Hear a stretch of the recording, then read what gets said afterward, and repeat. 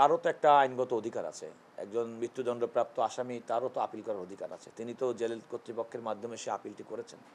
সুতরাং তার আপিলটা মঞ্জুর হয়েছে এবং সেই আপিলটা মৃত্যুদণ্ডের যে রেফারেন্স তার সঙ্গে একসঙ্গে শুনানি হবে। আপনারা জানেন যে আমাদের আবেদনের পরিপ্রেক্ষিতেই বাংলাদেশের মাননীয় প্রধান বিচারপতি নারী ও শিশু দমন আইনের অধীনে মৃত্যুদণ্ডপ্রাপ্ত ব্যক্তিদের, যেটাকে আমরা মৃত্যুদণ্ড রেফারেন্স বলি, এবং তৎসংক্রান্ত আপিল, অন্যান্য বিবিধ মামলা সমস্ত কিছু নিষ্পত্তির জন্য, জেল আপিল নিষ্পত্তির জন্য একটি বিশেষ বেঞ্চ গঠন করেছিলেন। সেই বিশেষ বেঞ্চটি আজকে থেকে কার্যকর হয়েছে। মাননীয় বিচারপতি জনাব ভীষ্মদেব চক্রবর্তী এবং মাননীয় বিচারপতি জনাব রাশেদুজ্জামান রাজা। তো আজকে এই মামলাটি 20টি এই মামলায় এই জাতীয় মামলা তালিকাভুক্ত ছিল। তার মধ্যে 20 নম্বর যেটি আইটেম সেটি হচ্ছে মাগুরার আলোচিত আসিয়া হত্যা মামলা থেকে উদ্ভূত রেফারেন্স। আমি আদালতকে গিয়ে আমাদের পূর্ব সিদ্ধান্ত অনুযায়ী আদালতকে জানিয়েছি যে রাষ্ট্রের পক্ষ থেকে এই মামলাগুলো শুনানি এবং নিষ্পত্তিতে আমরা কোনো রকম মুলতবি গ্রহণ করব না। মামলা যতগুলো মামলা আছে আমাদের পূর্ণ প্রস্তুতি আছে। আপনারা জানেন যে ইতিমধ্যেই অ্যাটর্নি জেনারেল অফিসে আমার নেতৃত্বে আমরা এই সমস্ত মামলাগুলো শুনানির জন্য বিশেষ টিম গঠন করেছি।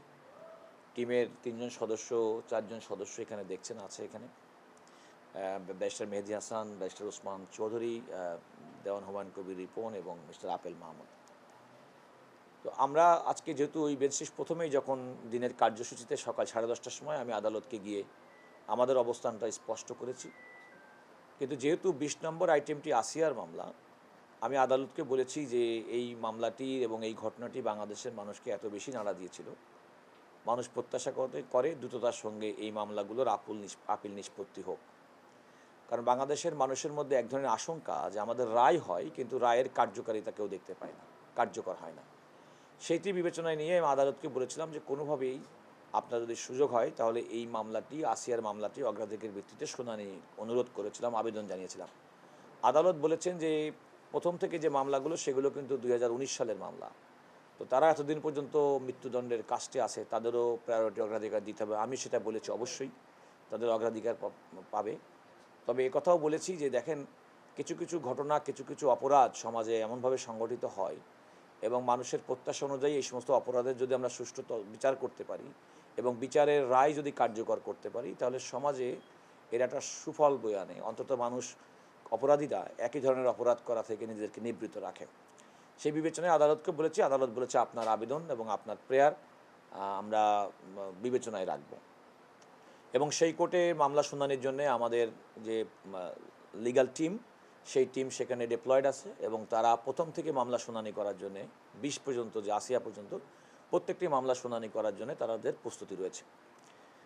আমাদের আজকে জানেন যে রামিসা, অতি সাম্প্রতিক যে ঘটনা, রামিসা হত্যা মামলার যে মৃত্যুদণ্ডপ্রাপ্ত 2 জন আসামি, তারা আইন অনুযায়ী তারা জেল আপিল করেছেন, অর্থাৎ কারাগারের রক্ষকের কারা তত্ত্বাবধায়কের মাধ্যমে সুপ্রিম কোর্টের হাইকোর্ট বিভাগে তারা আপিল দায়ের করেছেন, যেটাকে আমরা জেল আপিল বলি।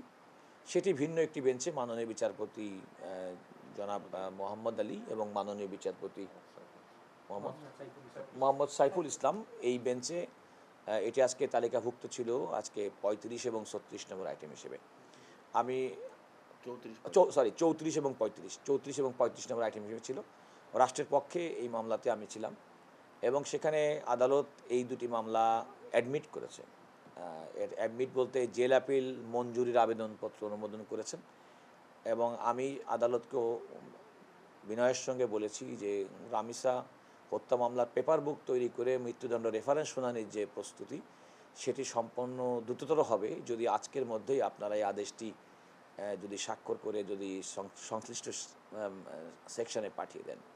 তা আদালত বলেছেন যে আজকেই দুপুরের মধ্যে তারা এই আদেশটি, অর্থাৎ তাদের মৃত্যুদণ্ডপ্রাপ্ত 2 জন ব্যক্তি সোহেল এবং স্বপ্না, তাদের আপিল মঞ্জুরির যে আদেশ, জেল আপিল মঞ্জুরির আদেশটি তারা সেকশনে পাঠিয়ে দেবেন এবং আমরা প্রত্যাশা করি সেটি যাওয়ার পরেই রামিসা হত্যা মামলার মৃত্যুদণ্ড রেফারেন্স শুনানির জন্য প্রস্তুতির কাজটা অনেক দূর এগিয়ে যাবে, পেপার বুক তৈরি হয়ে যাবে।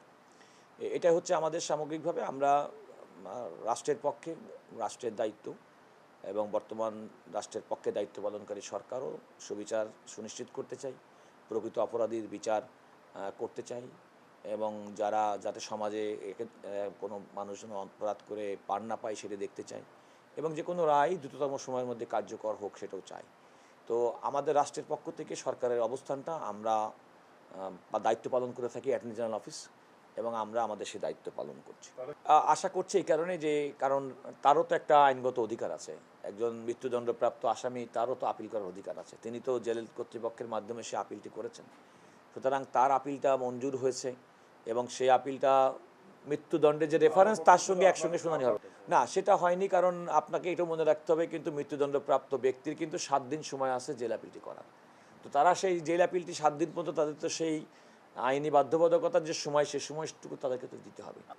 আসলে আমি জেল আপিলে মূল দণ্ডপ্রাপ্ত আসামি সে আপিলের গ্রাউন্ড হিসেবে বলেছে যে আমি আর্থিকভাবে অসচ্ছল, আমি অটোরিকশা গ্যারেজে মিস্ত্রির কাজ করতাম, আমি নিয়মিত ইয়াবা মাদকাসক্ত ছিলাম, আমি মাদকাসক্ত নেশাগ্রস্ত হওয়ায় কারণে পরিবারে প্রায় ঝগড়া বিবাদ লেগেই থাকতো।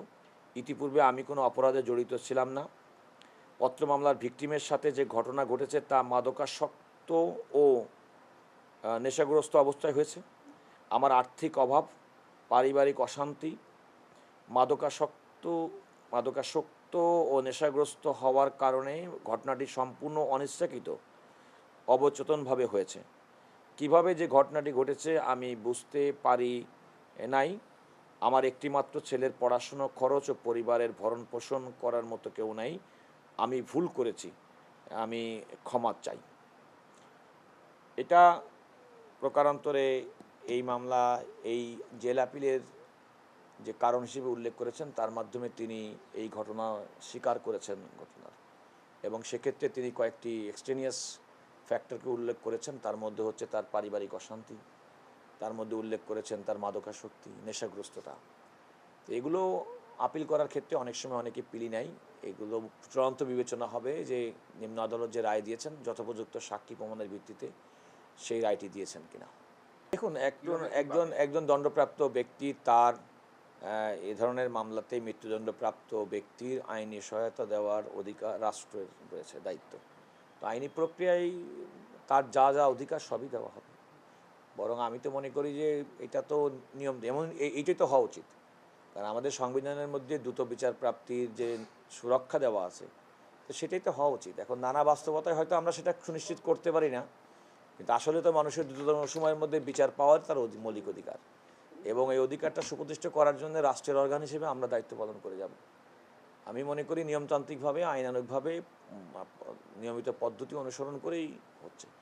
আমরা তো তার যে আইনের যে সময়সীমা সে সময়সীমা অতিক্রান্ত হওয়ার পরে কিংবা সেই সময় সীমার মধ্যে তাড়াহুড়ো করার কিছু নাই, সে সময় যথোপযুক্ত সময় আইনগত সময়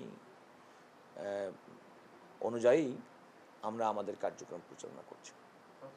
আরেকটি কথা আমার মনে হয় সুস্পষ্ট করে বলা দরকার যে দেখেন, আমরা রাষ্ট্রের পক্ষ থেকে যে কোনো মামলার যতটুকু সিরিয়াস হওয়া দরকার ততটুকু আমরা সিরিয়াসনেস আমরা দেখাবো এবং আমি প্রথম থেকে যে কথা বলছি আমাদের কাছে প্রত্যেকটি মামলা গুরুত্বপূর্ণ এবং প্রত্যেকটি মামলায় রাষ্ট্রকে প্রতিনিধিত্ব করার জন্য আমাদের সর্বোচ্চ সিরিয়াসনেস থাকবে।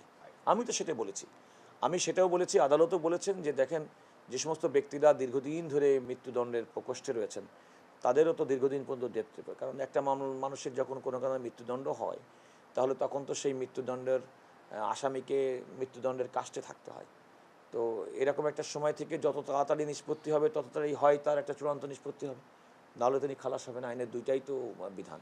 তো সেটা আদালত তো ঠিকই বলেছে এবং আমি নিজেও তা মনে করি যে প্রত্যেকটা ব্যক্তিরই তার সমান আইনি অধিকার পাওয়ার অধিকার রয়েছে, দ্রুত বিচার প্রাপ্তির অধিকার রয়েছে এবং এটা সবার ক্ষেত্রে প্রযোজ্য। স্বপ্না তার জেল অ্যাপিলের গ্রাউন্ড হিসেবে বলেছে, সংশ্লিষ্ট মামলার ঘটনার সাথে আমি কোনোরূপ জড়িত নেই। আমাকে এই মামলার ঘটনার সাথে অন্যায়ভাবে জড়ানো হয়েছে বিধায় আমি মহামান্য উচ্চ আদালতের নিকট এটা খালাসের আবেদন জানাই ও জেল আপিলের আবেদন জানাচ্ছি।